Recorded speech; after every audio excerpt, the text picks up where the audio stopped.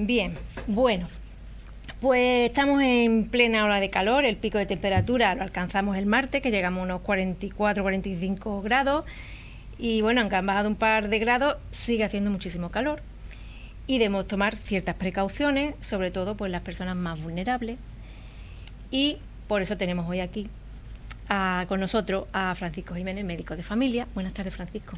Hola, buenas y calurosas tardes. Eso. ¿Tú cómo lo llevas esto? Bueno, bien, yo la verdad que no lo llevo muy mal. No lo llevas mal, ¿no?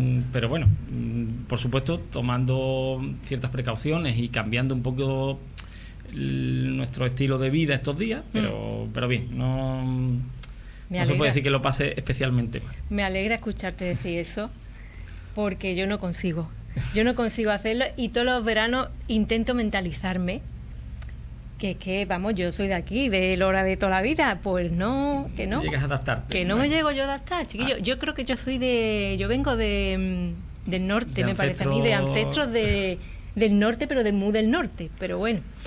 Bueno, Francisco, en primer lugar, ¿qué es un golpe de calor y cómo se manifiesta? Bueno, pues mira, un golpe de calor es una patología provocada por el calor, en la cual los mecanismos que tiene el cuerpo para adaptarse al calor pues fallan, y al fallar empieza a haber un daño en los órganos principales del cuerpo. Esto siempre de forma, bueno, pues puede ser gradual, ¿no? No a todo el mundo que sufre un golpe de calor pues le ocurre con la misma severidad, ¿no? Con la misma gravedad. Pero hay que tener en cuenta y tomar las precauciones oportunas, porque el golpe de calor es una patología potencialmente grave que puede llegar a ser mortal. Uh-huh. Entonces, no tiene por qué ser mortal, ni mucho menos en todos los casos, pero hay que tener mucho cuidado. Entonces, los síntomas en los que se manifiesta pues pueden ser variados, ¿no? Si cuando un golpe de calor, digamos, está empezando, pues los síntomas pueden ser más leves, y si no somos capaces de retirarnos de esa fuente de calor, ¿no? o de esa situación que está generando ese daño, y la situación o el problema persiste, pues entonces se puede ir agravando el problema, dando ya lugar a consecuencias bastante graves. Uh-huh. Yo es que escuché el otro día una noticia que una chica con 22 años había muerto de golpe de calor, y yo pensé, bueno, tendrá patologías previas, ¿no? Porque, ¿o no? Sí, a ver, bueno, en estos días pues todos hemos podido escuchar, ¿no?, en las noticias, como nos han anunciado, que en Andalucía, por lo menos hasta ayer, no sé, hoy no he escuchado las noticias, pero hasta ayer pues llevamos 2 fallecidos, una señora de 61 años, si no me equivoco, y un hombre de 22 años. Uh-huh. Los dos pues han informado que tenían pues factores de riesgo, y los dos pues estaban expuestos a altas temperaturas. La señora creo que estaba trabajando en vía pública, sí, y el chico de 22 años pues estaba en la calle ahora de máximo calor. Y sí, a ver, el golpe de calor en su manifestación más grave pues suele ocurrir sobre todo en personas con factores de riesgo, es decir, con personas que ya tienen enfermedades previas o que están en rangos de edad pues más vulnerables. Esto no quiere decir que sean las únicas personas que tienen que tomar precauciones. Las precauciones las tenemos que tomar todos, pero sobre todo estas personas que pertenecen a esos determinados grupos de riesgo, porque las consecuencias del golpe de calor pueden ser más graves y llegar pues incluso a la muerte, como ha ocurrido desgraciadamente en estos 2 casos que nos han anunciado en estos días. ¿Y qué tipo de patologías son las más frecuentes para que sean más sensibles al calor? Pues mira, hay que entender, entendiendo por qué ocurre el golpe de calor, es fácil suponer cuáles son los factores de riesgo o los grupos más vulnerables. Fundamentalmente nuestro cuerpo se defiende del calor o regula, nuestro cuerpo se regula a través del sudor, ¿vale? El sudor es el método de refrigeración de nuestro cuerpo. Cuando hace mucha calor, el cuerpo pues lleva más agua a la superficie corporal, a la piel, para que ese agua en forma de sudor, en el contacto con el aire, pues enfríe nuestro cuerpo. Entonces, las situaciones en las que no vamos a ser capaces de llevar a cabo una correcta regulación de la temperatura del cuerpo, o personas que no pueden o que pueden tener más dificultades a la hora de regular la temperatura del cuerpo, son las personas de estos grupos de riesgo. Ya sean o bien porque tienen patologías previas, como pueden ser la diabetes, enfermedades cardiovasculares, en las cuales que van a interferir en la regulación del calor, o bien porque estas personas no tengan la capacidad de realizar actos voluntarios que les aleje de una situación de peligro. Por ejemplo, los ancianos, los niños pequeños, pues a lo mejor un niño pequeño pues no puede beber, porque es muy pequeño, ¿no? Claro. Si no le ofrecemos el agua, pues no puede beber. O si dejamos a un niño pequeño en un ambiente muy caluroso y es un bebé recién nacido, pues claro, el bebé no se va a mover de ahí, ¿no? Claro. Pues con un anciano nos puede pasar igual. Una persona anciana o una persona demenciada, encamada, pues normalmente no tienen ellos la capacidad para pedir agua o para poder moverse si es una persona que está encamada. Entonces, no tiene la capacidad de combatir, ¿no?, ese calor a través de hidratarse, de la hidratación, o a través de irse simplemente a la habitación de al lado que está más fresca. Entonces, por un lado están las personas que sufren patologías crónicas, como por ejemplo las enfermedades cardiovasculares o la diabetes, en las que existe una dificultad para la regulación del calor, y después otro grupo de riesgo en las que entran pues personas encamadas, demenciadas, ya no solo por esa situación, sino también por la propia edad, o también personas, en este caso niños por debajo de los 5 años, que no son capaces de darse cuenta de una situación que puede ser peligrosa y no tienen la voluntad de poder realizar actos que ayuden a contrarrestar ese calor.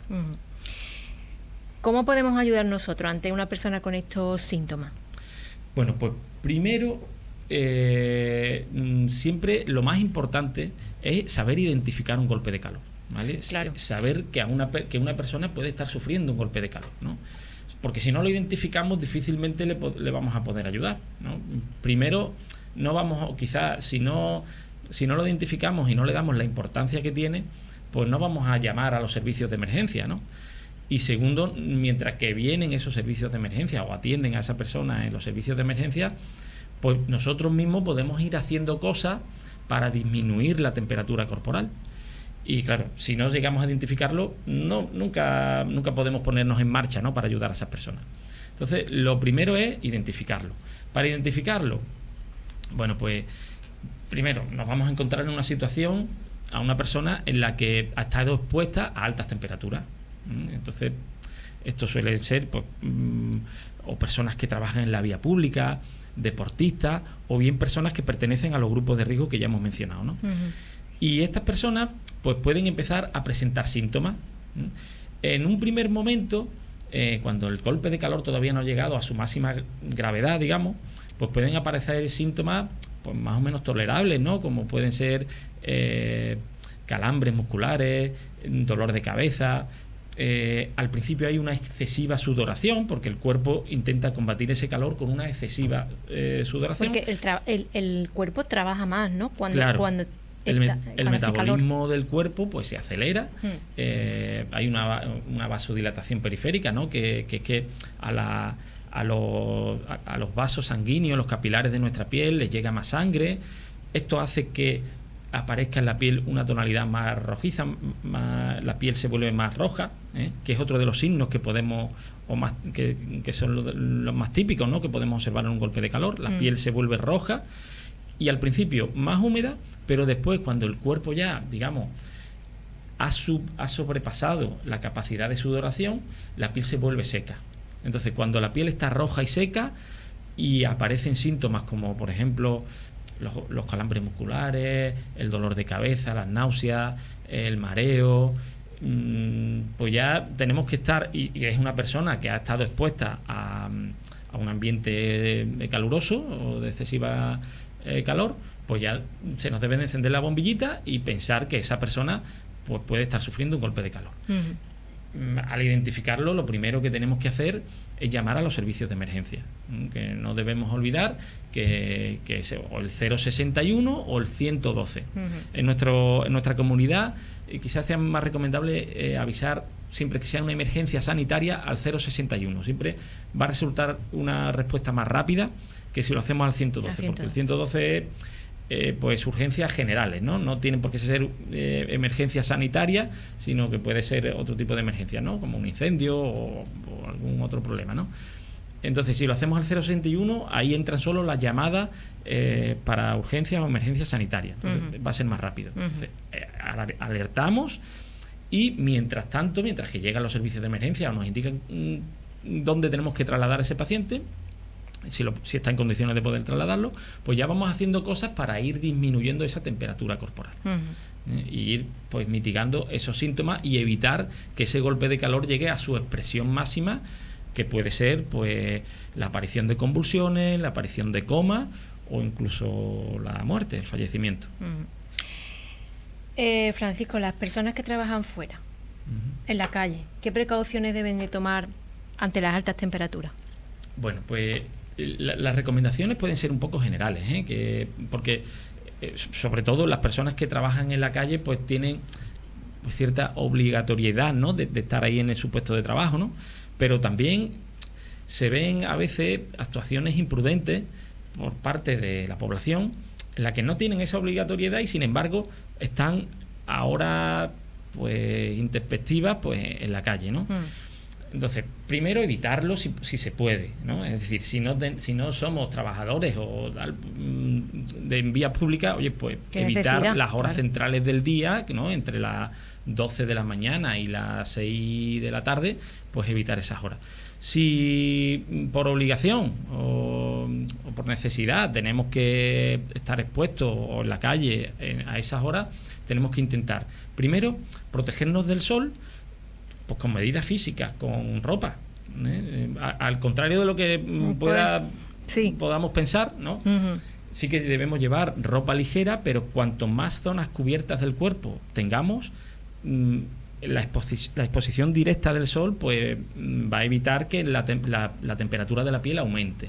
Incluso llevar protección solar, que muchas veces utilizamos solo protección solar cuando vamos a ir a una playa, cuando vamos a una piscina, pero si vamos a salir a la calle a horas pues de máximo calor, porque tenemos la necesidad, no por gusto, sino porque tengamos la necesidad, oye, pues una buena forma de proteger no es el aplicarnos crema de protección solar, que va a hacer que la temperatura de nuestra piel no aumente de una manera brusca.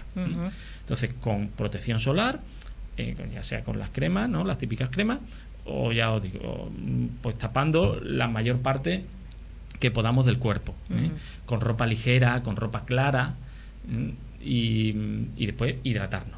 Es muy importante hidratarnos porque va a ser lo que nos va a permitir que nuestro cuerpo pues pueda producir sudor. Si estamos deshidratados, nuestro cuerpo no puede producir sudor. Claro. Entonces, estar continuamente hidratándonos aunque no tengamos sed.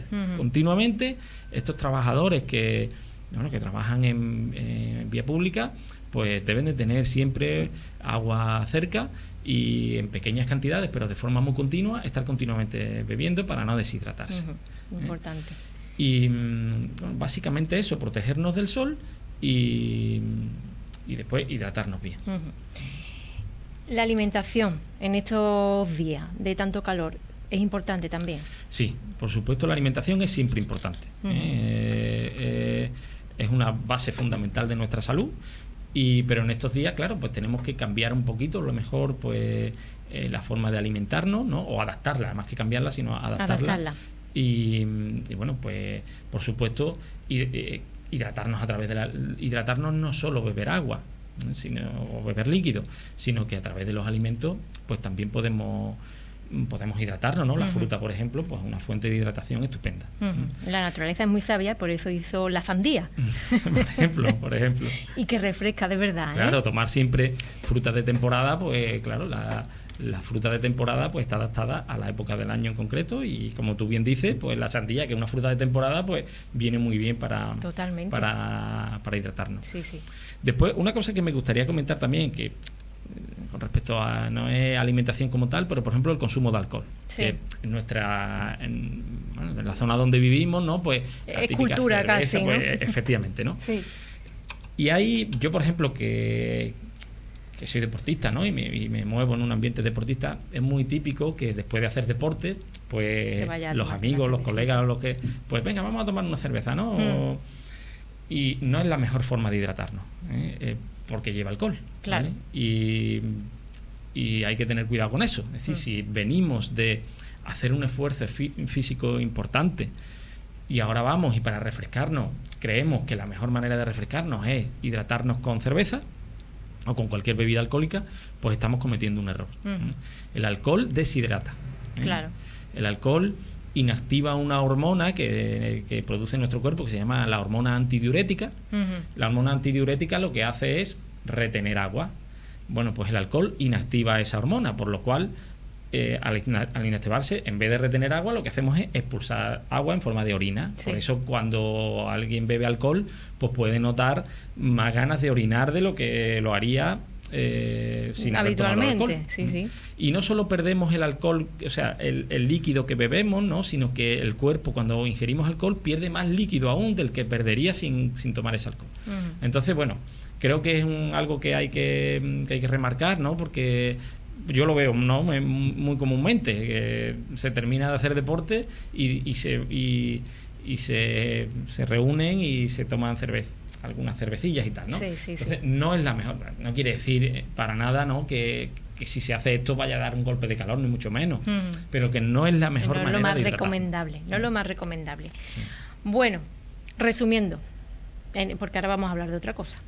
Resumiendo, hidratarse, súper importante, tanto bebiendo agua como comiendo fruta y todas estas cosas. Taparnos si trabajamos en la calle, que aunque suene un poco hay un poquillo, pero es así, hay que taparse con ropa ligera y evitar salir en la hora donde el sol pega más fuerte. Eso es ya también muy importante, así que se puede salir a hacer deporte por la mañana muy temprano o ya cuando vaya cayendo el sol, en el crepúsculo. Correcto. Y después, bueno, si identificamos el golpe de calor, pues avisar, y mientras que avisan, nosotros podemos ir haciendo cosas. Fundamentalmente, retirar o llevar a un lugar más fresco y ir disminuyendo la temperatura corporal, pues con compresas de agua fresquita, que se la podemos ir aplicando. Y se le puede retirar ropa excesiva. Y sobre todo zonas donde aplicar el agua, recordamos, cabeza, cuello, axila e ingles. Son las zonas de nuestro cuerpo que van a enfriar de manera más rápida. ¿Eso vale también cuando se tiene fiebre? También sirve. Vale. Y después, si el paciente está consciente, le podemos dar líquido, hidratarlo. Pero si el paciente está inconsciente, no le demos nada. Que se puede ahogar, ¿no? Correcto.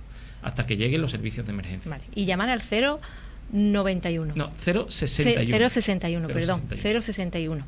Bien. Bueno, ahora vamos a hablar sobre el virus del Nilo. Que es que esto se está volviendo ya. Conocemos más o menos las medidas de control que tenemos que tener también en nuestras casas, no tener agua estancada. Correcto. ¿Qué más cosas? Porque los ayuntamientos ponen las medidas en sus páginas de Facebook, en sus redes sociales, quiero decir. Bueno, pues eso, evitar recipientes con agua estancada, es decir, cubos, los platitos estos de las macetas, todas estas cosas, fuentes. ¿Qué más? Mantener los niveles de cloro adecuados en las piscinas, echar agua en sumideros al menos una vez en semana, despejar canaletas para evitar que se acumule el agua de lluvia, revisar los huecos de árboles tapándolo o vaciando el agua estancada, vigilar el riesgo por goteo innecesario, a retirar el agua sobrante del riego de maceta, renovar el agua de los bebederos de los animales y proteger los pozos, bidones, aljibes con mallas mosquiteras. Y para prevenir las picaduras, ponerte las mosquiteras en las ventanas, utilizar repelente, alejarnos de espacios con agua estancada sin tratar, usar ropa que cubra la piel al caer la tarde y utilizar insecticidas de uso doméstico en espacios ventilados. Estas son las recomendaciones. Correcto. Bien. A ver, Francisco, el virus síntomas de este virus. Bueno, pues a ver, este virus es lo que llamamos una zoonosis. Es una enfermedad que se transmite de animales a seres humanos, ¿vale? Esas enfermedades las llamamos en medicina zoonosis, ¿vale? Entonces, se transmite a través de un vector que es el mosquito. El mosquito, porque que no tiene que ser un mosquito especial, sino el mosquito común, el mosquito que hay normalmente. El mosquito de toda la vida, vamos. Eso es. Ese es el vector, es decir, ese es el transmisor. El transmisor del virus, ¿vale? Después hay un reservorio, ¿vale? Que ese reservorio son las aves. Las aves son las que tienen el virus, ¿vale? Bien. El mosquito pica al ave. Y al picar al ave, pues ya el mosquito lleva consigo el virus y después el mosquito es el que pica a la persona. O sea que la culpable es el ave. El ave es el reservorio. El reservorio de la enfermedad, pero no es quien sufre la enfermedad, ¿vale? Quien sufre la enfermedad no es ni las aves ni el mosquito, sino las personas y los caballos. ¿Y los caballos? Sí. De hecho, la enfermedad del virus del Nilo ahora pues la conocemos más, ¿no? Por los medios de comunicación y tal, pero bueno, desde los años 80 se conocen casos de la enfermedad del virus del Nilo occidental, que se llama así. Primero los primeros casos que se detectaron fueron en caballos, en España, ¿vale? Y algunos casos esporádicos en personas, pero siempre han sido pues casos esporádicos, pero desde hace ya muchos años, ¿eh? Esta enfermedad, la primera vez que se descubrió fue en 1937 en África, y desde ahí pues ha ido extendiéndose, ¿no? A lo largo del planeta, ¿no? Y ya te digo, somos las personas, los seres humanos y los caballos, quien sufrimos la enfermedad. De hecho, los veterinarios pues están muy acostumbrados a tratar y a escuchar y a detectar y desde hace años pues ya lo detectaban ellos en caballos y tal, ¿vale? Pero ¿se sabe por qué solo a humanos y caballos?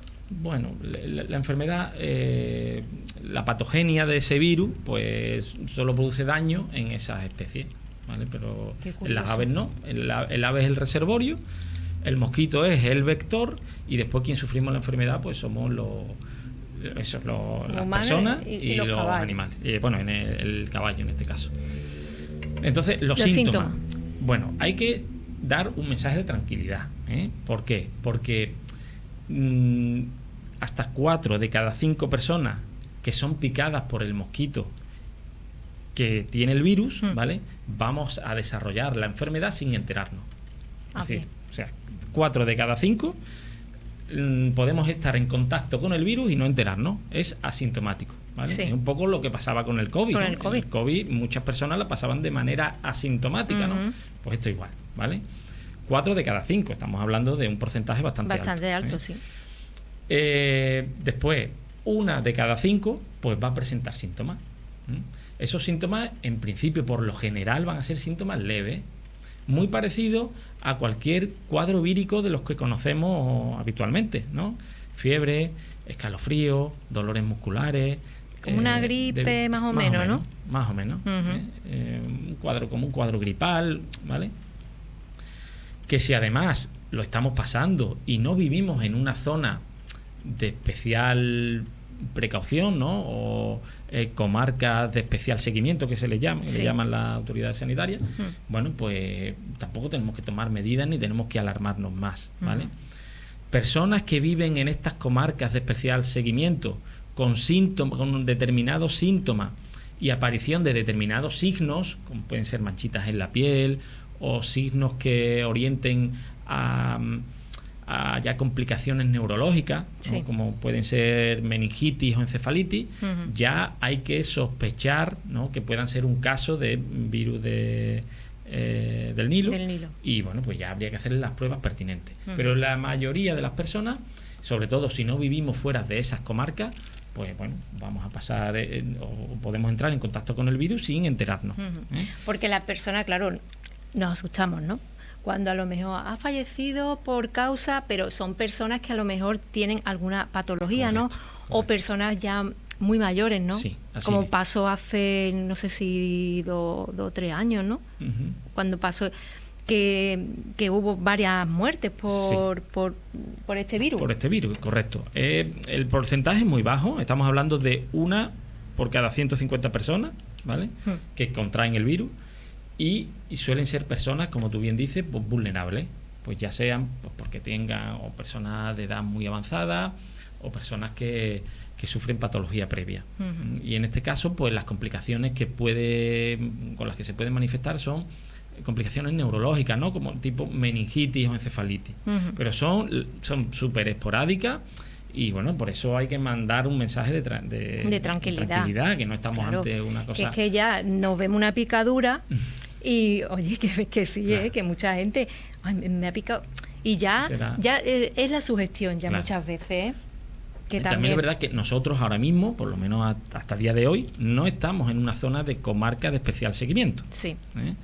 Existe aquí en Andalucía existen ahora mismo dos comarcas, ¿vale? Sí. Que una está en la zona costera de Cádiz, ¿vale? La zona de Vejer, de Barbate, todo esto, ¿vale? Y en Sevilla también existe una comarca de especial seguimiento, que es la zona de Coria del Río, Puebla del Río. Porque son más húmedas, ¿no? Claro, correcto, que al final es lo que el mosquito va buscando. Claro. Por eso las precauciones que tú también has descrito al principio, pues son para evitar los criaderos, ¿no? Los llamados criaderos, que son la zona que podemos tener en nuestro ambiente doméstico y que pueden ser focos de que el mosquito esté por allí, ¿no? Rondando. Bien. Bueno, nos has dicho que este virus no es nuevo, lo que pasa que ahora, bueno, pues parece que prolifera más, ¿no? Sí, se están dando más casos, quizás en personas, se están dando más casos que a lo mejor en años anteriores, que solían ser casos aislados, y en los 2-3 últimos años, pues estamos viendo que en época de verano, que es cuando más proliferan los mosquitos, pues se van viendo casos más frecuentes. Pero nos tenemos que acostumbrar a esto, ¿no, Francisco? Pues, a ver... yo creo que todo esto tiene mucho que ver pues con el cambio climático, ¿no? Con que cada vez hace más calor. Yo no soy un experto ni muchísimo menos en esto, ¿no? Pero al final lo escuchamos, ¿no? O los veranos son más largos, ¿no? Sí, yo escucho un poco de todo, ¿no? Hay gente que dice, no, porque sí, calor hemos tenido siempre y tal, ¿no? Yo siempre me suelo intentar regir pues por datos objetivos, ¿no? Y no por datos subjetivos que nos parezcan o que le pueda parecer a alguien, sino, oye, pues vamos a ir a fuentes fiables que nos digan, meteorólogos que nos digan si en realidad el planeta se está calentando o no se está calentando. Y según esos datos parece ser que sí, ¿no? Aunque haya gente que afirme o que esté convencida de que no, que estos son bueno, que siempre hemos tenido calor y tal, ¿no? Pero bueno, los datos que nos dan, por lo menos desde los medios de comunicación y a los que nosotros podemos acceder, nos dicen que el planeta se va calentando progresivamente. Pues yo creo que pues estos casos de más episodios, más epidemias, ¿no? De distintas enfermedades, pues quizás algunas de ellas puedan estar relacionadas con esos cambios climáticos, ¿no? El hombre y el clima y la tierra y la naturaleza sin duda están ligados íntimamente y por supuesto una cosa influye sobre la otra. Y la mano del hombre que influye ya demasiado. Bueno, Francisco, que te agradezco muchísimo que hayas venido. Para mí es un placer, Eva. Y porque es que siempre es muy interesante. A mí es que me interesa mucho todas estas cosas y yo creo que a nuestros seguidores pues también, porque se trata de salud y eso siempre pues es muy interesante. Que muchas gracias por haber venido. A vosotros siempre y a vuestra disposición siempre que me lo requiráis o que me lo digáis. Muchísimas gracias. A vosotros.